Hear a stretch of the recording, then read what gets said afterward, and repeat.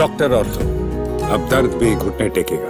देश में बेरोजगारी का मुद्दा एक बार फिर सियासत के केंद्र में है। सरकारी विभागों में लाखों खाली पद, भर्ती परीक्षाओं में पेपर लीक और भ्रष्टाचार के आरोपों के बीच अब बहुजन समाज पार्टी प्रमुख मायावती ने केंद्र और राज्य सरकारों पर निशाना साधा है। मायावती ने अपने शासनकाल की उपलब्धियां गिनाते हुए सरकारी नौकरियों में बड़े पैमाने पर भर्ती की मांग की है। उन्होंने कहा कि अगर हर परिवार के एक सदस्य को सरकारी नौकरी मिल जाए तो लाखों परिवारों को आर्थिक सुरक्षा मिल सकती है।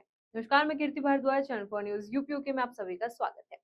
सोचिए, एक युवा सालों तक पढ़ाई करता है, किताबें बदलती हैं, परीक्षा की तारीख आती है, सेंटर पर पहुंचता है और फिर खबर आती है पेपर लीक हो गया।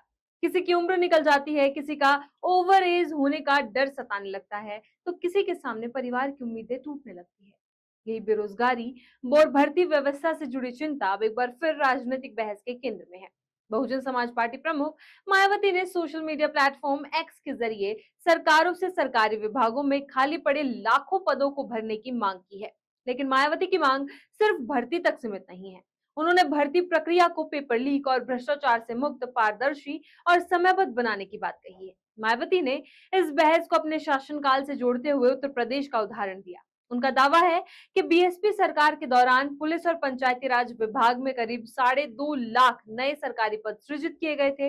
मायावती के मुताबिक सरकारी नौकरियों की भर्ती पर लगी रोक हटाकर सर्व समाज के कई लाख लोगों को सरकारी नौकरियों में नियुक्तियां दी गई थी। यानी मायावती का संदेश साफ है, सरकारी नौकरी सिर्फ एक व्यक्ति की नौकरी नहीं होती, बल्कि उसके पूरा परिवार आर्थिक सुरक्षा हासिल कर सकता है। इसी तर्क के साथ मायावती ने केंद्र और राज्य सरकारों से बेरोजगारी के मुद्दे को गंभीरता से लेने की अपील की। उन्होंने कहा कि देश में महंगाई, गरीबी, बेरोजगारी, अशिक्षा, खराब स्वास्थ्य व्यवस्था, पिछड़ापन, पलायन, महिला असुरक्षा, पेपर लीक और भ्रष्टाचार जैसे सवाल लगातार बने हुए हैं। मायावती का आरोप है कि इन समस्याओं को लेकर बार बार मांग किए जाने के बावजूद सरकारें कई मामलों में उदासीन और लापरवाह बनी हुई है।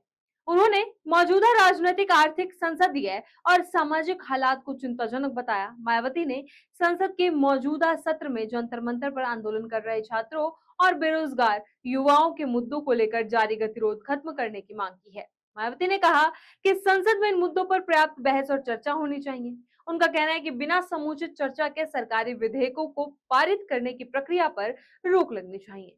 मायावती ने राष्ट्रीय संपत्तियों को निजी हाथों में बेचने की प्रक्रिया रोकने की भी मांग की। वहीं उन्होंने कहा कि सरकारी भर्तियों से एससी, एसटी और ओबीसी समाज के लोगों को भी आर्थिक और सामाजिक सुरक्षा मिल सकती है। दरअसल बेरोजगारी का सवाल सिर्फ नौकरी का सवाल नहीं है। ये सवाल है उस युवा का जिसने प्रतियोगी परीक्षा की तैयारी में अपनी जवानी लगा दी। ये सवाल उस परिवार का है जिसने बच्चे की पढ़ाई के लिए अपनी बचत खर्च कर दी। और ये सवाल उस व्यवस्था का भी है जहां एक भर्ती प्रक्रिया पूरी होने में सालों लग जाते हैं और पेपर लीक जैसी घटनाएं पूरी मेहनत पर पानी फेर देती है। मायावती ने इसी तस्वीर के बीच एक नारा सामने रखा है और नारा है, हर हाथ को काम।